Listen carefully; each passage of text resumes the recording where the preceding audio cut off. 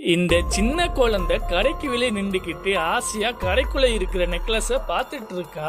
அப்புறமா அந்த கடைக்குள்ள போயிட்டு எனக்கு அந்த நெக்லஸ் வேணும்னு சொல்லி 4 காயின்ஸ் எடுத்து கையில கொடுக்குறா. இவரு அந்த குழந்தைய பார்த்துட்டு இந்த சின்ன குழந்தை இவ்வளவு தைரியமா யாரையும் கூட்டிட்டு வராம இவ்வளவு பணம் கையில கொடுக்கறாள் அப்படின்னு சொல்லி நினைக்கிறாரு.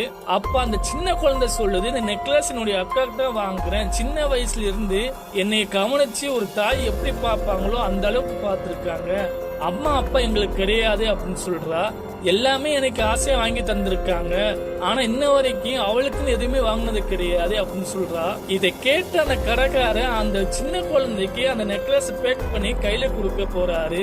அதுக்கு முன்னாடி அந்த நெக்லஸ பார்த்து இது கொண்டு போகும்போது பார்த்து கொண்டு போ, கீழே தொலைச்சிடாம கொண்டு போ அப்படின்னு சொல்லி கொடுக்கறாரு. அந்த குழந்தை சரி அப்படின்னு சொல்லிட்டு அதை கையில வாங்கிட்டு ஆசையா சந்தோஷத்துல ஓடி போகுது. கொஞ்ச நேரம் கழிச்சு இந்த சின்ன குழந்தையோட அக்கா அந்த கடைக்கு வந்து, என்னுடைய தங்கச்சி 4 காயின்ஸ் தானே வச்சிருந்தா, இவ்வளவு விலை மதிக்க முடியாத நெக்லஸ கையில கொடுத்துருக்கீங்க அப்படி சொல்லி கேக்குறா.